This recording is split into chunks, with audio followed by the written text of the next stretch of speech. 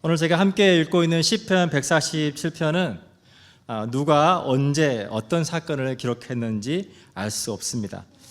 하지만 오늘 본문의 위에 있는 내용을 통해서 여호와께서 예루살렘을 세우시며 그가 내 문빗장을 견고히 하시고, 제가 그런 내용을 통해서 당시의 배경이 예루살렘의 성벽이 무너졌을 때 다시 그거를 재건하는 그때가 배경이라고 하는 것을 저희가 생각해 볼 수 있습니다. 유다 자손들은 성전을 건축하고 또 성벽이 재건되는 그 일 가운데 크고 작은 굉장히 많은 어려움들을 겪었습니다. 성전을 재건하는 와중에 그것을 반대하는 사람들의 방해로 인해서 예루살렘 성벽이 무너지고, 또 성문은 불에 탄 채로 방치되어서 성전 건축이 있은 후에도 오랜 세월이 지나서야 느헤미야의 주도로 예루살렘 성벽이 52일 만에 재건되게 됩니다. 여러분, 뉴스를 통해서 전쟁으로 폐허가 되어버린 도시들을 보셨을 거예요. 우크라이나와 러시아, 그리고 또 이스라엘과 하마스 그 전쟁으로 인해서 계속해서 이루어지고 있는 공격, 그 공격들로 인해서 정말 그렇게 아름다웠던 도시가 얼마나 무참하게 파괴되어 버리는지 여러분 그것을 뉴스를 통해 보셨을 겁니다. 또 최근에 LA 산불로 인해서 너무나 많은 집들이 그렇게 불타버리는 것을 보게 되죠. 오늘 본문의 이 내용 가운데 그 모든 불타버리고 무너진 그 모든 성읍과 도시들이 다시 모든 것들이 복구되고 다시 모든 것들이 아름답게 회복되었다라고 한번 생각해 보세요. 여러분, 사람들의 마음 가운데 얼마나 큰 기쁨이 있겠습니까? 언제 이것이 다시 복구될 수 있을까?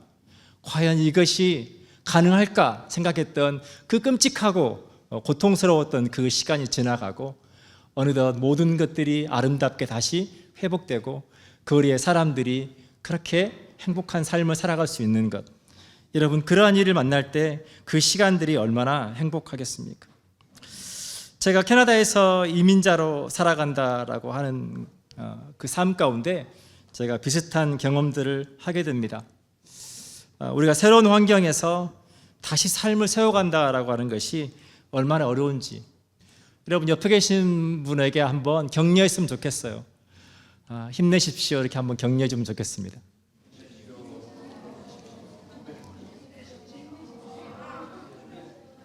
저희도 이민자로 살아가지만 참 이민자로 애쓰고 수고하며 살아간 여러분들을 생각할 때마다 참 얼마나 힘이 들까라는 생각이 들고, 그것이 사역을 하는 저에게 때로는 참 무거운 짐으로 다가올 때가 있습니다. 그러나 여러분의 삶 가운데 하나님께서 아름다운 일들을 이루어 가실 거라고 믿습니다. 저희 아버지께서 제가 어릴 때 한의원을 하셨어요. 한의원을 하시다가 어느 날 약초 재배를 크게 하셨습니다. 지금도 아버지에 대한 여러 기억 중에 그 장면이 굉장히 인상 깊게 제 머릿속에 남아 있어요. 이제 졸지에 농사를 짓게 되시니까 아버지께서 와이셔츠에 양복 바지를 입으시고 신발에는 흰색 고무신을 신고 그 길을 터덜터덜, 농사가 얼마나 여러분 힘들고 어렵습니까? 너무 힘들고 어려우니까 너무 지쳐버려서 그 길을 타박타박 걸어가셨던 그 아버지의 모습이 지금도 기억이 납니다. 위에는 양복을 입었지만 밑에는 농사를 지어야 되니까 흰 고문을 신은, 어쩌면 그것이 우리가 이민자로 살아가는 삶과 참 비슷하다라는 생각을 하게 됩니다. 어울리지 않는 두 개의 삶, 그 두 개의 삶을 가지고 우리가 정말 살고 싶은 삶과 살아내야 되는 삶, 이 두 가지의 관계 속에서 끊임없이 우리의 삶을 세우기 위해서 애쓰고 수고하고 노력하는 그 모든 삶에 대해서 하나님은 오늘 말씀을 통해 저와 여러분에게 놀라운 위로를 주기를 원하십니다. 오늘 시편 기자는 그러한 삶을 무엇이 지탱해 주는지, 그러한 삶에 필요한 것이 무엇인지 저희들에게 7절에서 이렇게 말해줍니다. 감사함으로 여호와께 노래하며 수금으로 하나님께 찬양할지어다. 감사함으로 하나님께 노래하고 수금으로 하나님을 찬양할지어다. 여러분, 감사라고 하는 것은 다른 사람의 친절을 우리가 받았을 때 느끼는 감정이죠. 누군가로부터 우리가 선물을 받았을 때, 누군가가 나에게 베풀어주는 뭔가 호의를 받았을 때, 아니면 도움을 받았을 때 우리 마음 가운데 느껴지는 감정이죠. 참 고맙다. 사랑하는 여러분, 오늘 시편 기자는 하나님 앞에 하나님 감사합니다. 하나님께서 행하신 그 많은 일들을 보니 하나님 그저 너무너무 감사합니다 라고 하나님 앞에 고백하고 있다라고 하는 것입니다. 근데 시편 기자가 하나님 앞에 감사하는 것에 대해서 8절과 9절에 나타나 있습니다. 제가 읽어드릴게요. 그가 구름으로 하늘을 덮으시며 땅을 위하여 비를 준비하시며 산에 풀이 자라게 하시며 들짐승과 우는 까마귀 새끼에게 먹을 것을 주시는도다. 시편 기자가 하나님 앞에 감사하고 있는데 그 감사하는 내용이 그것입니다. 구름으로 하늘을 덮으시며 땅을 위하여 비를 준비하시며, 그러면서 세 가지가 나와요. 산에 풀이 자라게 하시며. 여러분, 풀은 하찮고 보잘것없는 것을 상징합니다. 근데 그 산에 있는 풀에 대해서 여러분 누가 관심이 있겠어요? 집 앞에 있는 풀도 우리가 관심이 없고 할 수만 있으면 뽑아버리려고 하는데, 여러분 그 산 위에 있는 그 풀에 누가 관심이 있겠어요?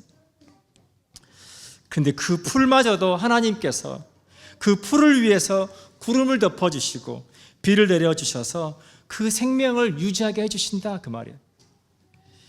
그리고 두 번째 나오는 게 들짐승입니다. 들짐승은 사람들의 보호를 받지 못하는 야생동물을 의미해요.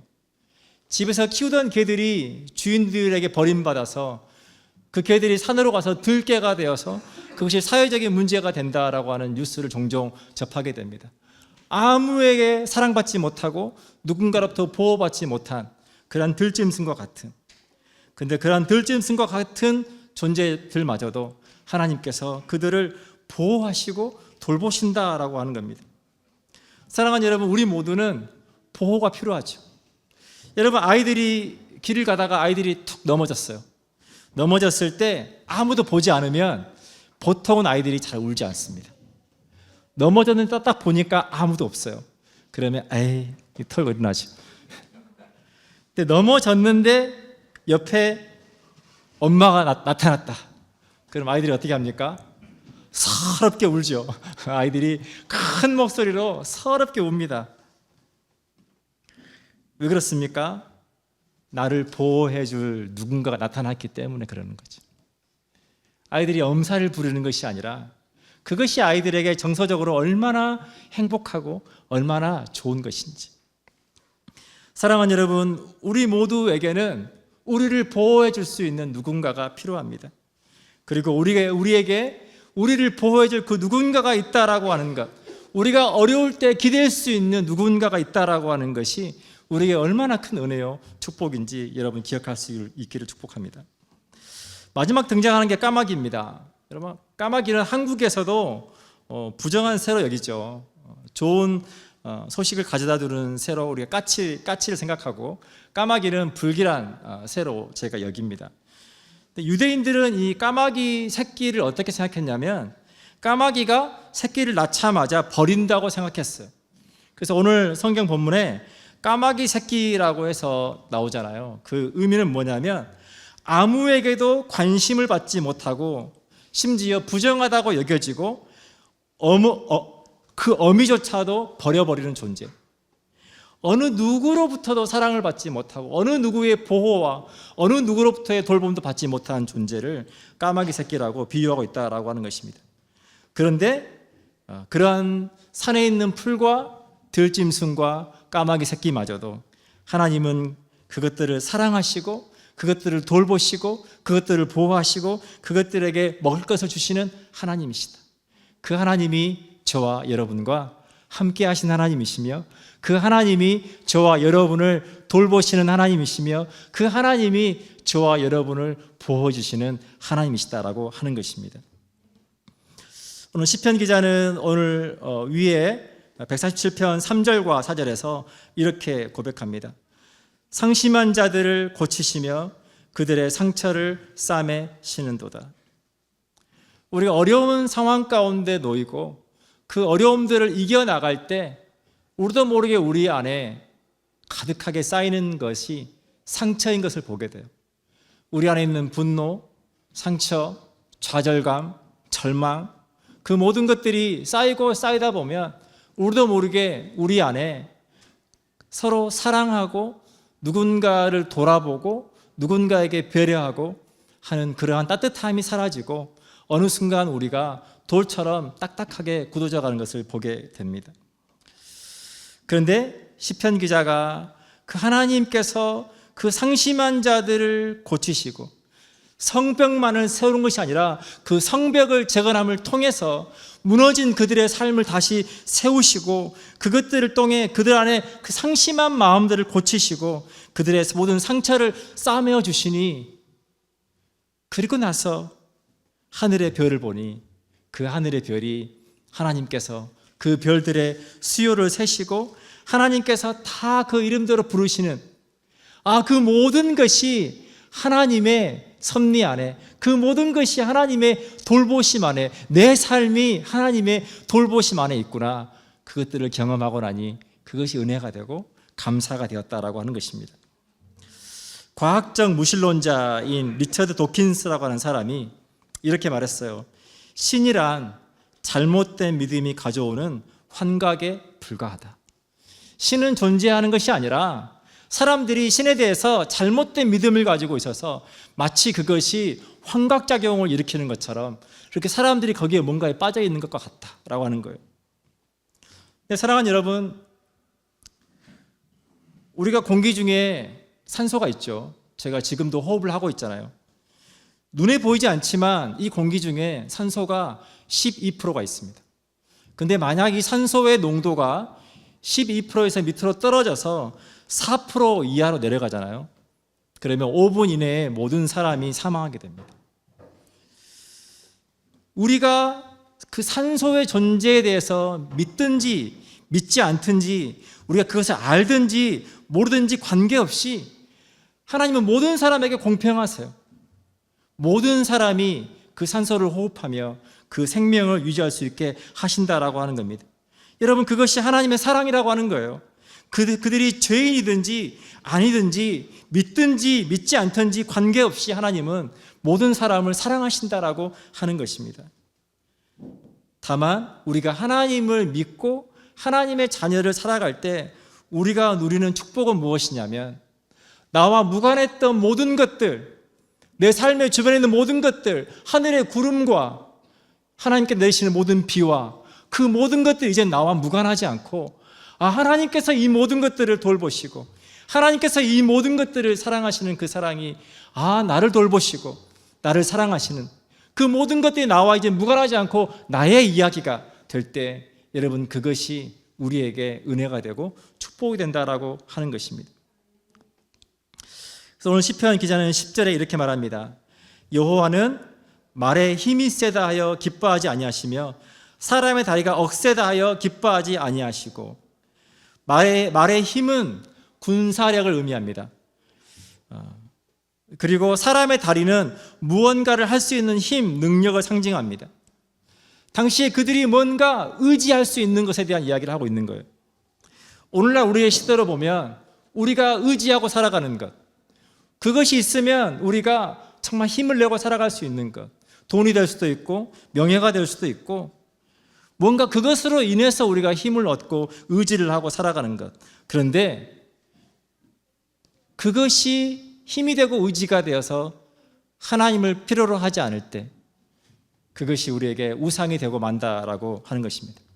사랑하는 여러분, 저는 담임 목사로서 정말 성도님들의 삶 가운데 하나님의 축복이 풍성하게 누려지시기를 축복합니다. 여러분 다 부자 되시면 좋겠어요. 다 집 사시고 여러분 집 사셔가지고 늘 제가 가서 이사예배, 입제배 드려드리면 참 좋겠습니다.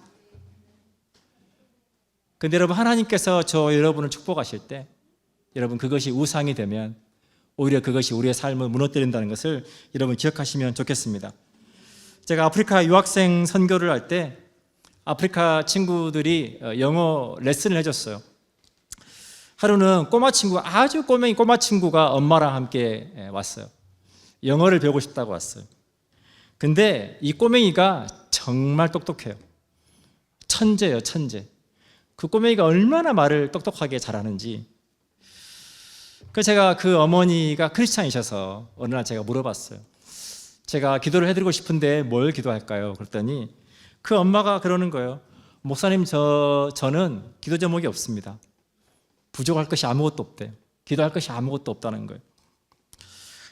제가 그 이야기를 들으면서 한편으로는 참 좋다. 더 이상 바랄 게 없다니 얼마나 여러분 감사합니까? 근데 한편으로 제 마음 가운데 그런 마음이 들었어요. 어쩌면 그 마음이 참 위험할 수 있겠다. 이 아들만 잘 되면 나는 오케이야. 나는 모든 게 다 괜찮아. 아들을 향한 그 특별한 마음이, 그건 너무 귀한 거지만, 그러나 그 특별한 마음이 하나님께서 거하셔야 될 자리마저 없애버린다면 그건 참 무서운 이야기다라는 생각이 듭니다. 사랑하는 여러분, 오늘 시편 기자는 이 말씀을 통해서 자기 자신의 능력을 과신하는 사람, 하나님도 필요 없다고 생각하는 사람들에게 있어서 하나님께 감사할 것도 없고 하나님을 찬양할 수도 없다라고 하는 것을 여러분 기억하시면 좋겠습니다.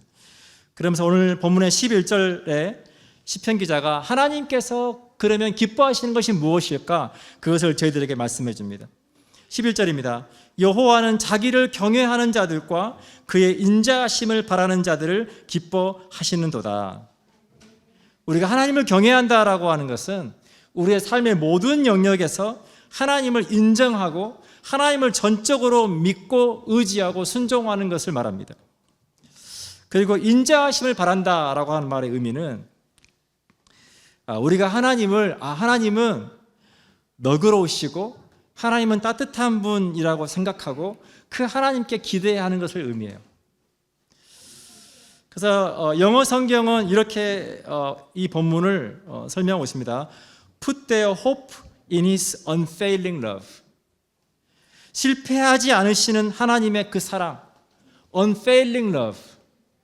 절대 실패하지 않으시는 그 하나님의 사랑에 소망을 두는 자를 하나님은 기뻐하신다.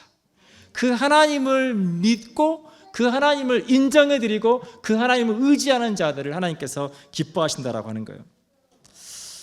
한 여학생이 아빠하고 통화를 합니다. 그러면서 아빠한테 이렇게 물어봐요. 아빠, 내가 물어볼 말이 있는데 다시 태어나도 내 아빠 해줄 거야? 라고 물어봐요. 아빠가 울컥해요. 답을 못 하더라고요. 아마 갱년기가 아닐까라는 생각이 들면서도 아빠가 이렇게 울컥한 거는 나는 아빠가 내 아빠인 게 참 좋아. 그렇게 느껴지는 거죠. 나는 아빠가 내 아빠인 게 너무 좋은데 아빠도 내가 다시 태어나도 내 아빠 해줄 거야? 물어보는 거죠. 사랑하는 여러분, 하나님께는 부족한 것이 없죠.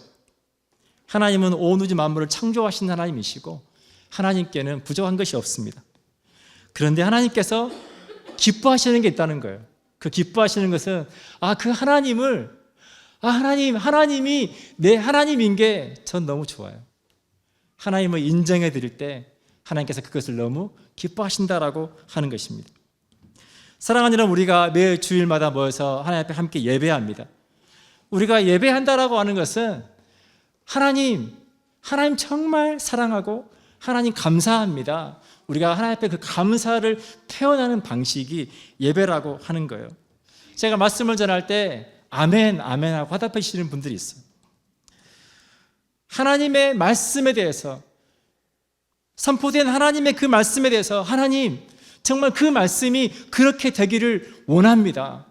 아멘으로 화답할 때 말씀을 전하는 저에게도 그것이 힘이 돼요. 사랑하는 우리 양무리 공동체가 정말 서로가 서로를 인정해 주는 공동체가 되기를 축복합니다. 우리가 하나님을 하나님으로 인정하고 우리가 서로가 서로를 대할 때 참 고맙습니다. 감사합니다. 당신이 있어서 우리 양무리교회가 얼마나 좋은지 모릅니다.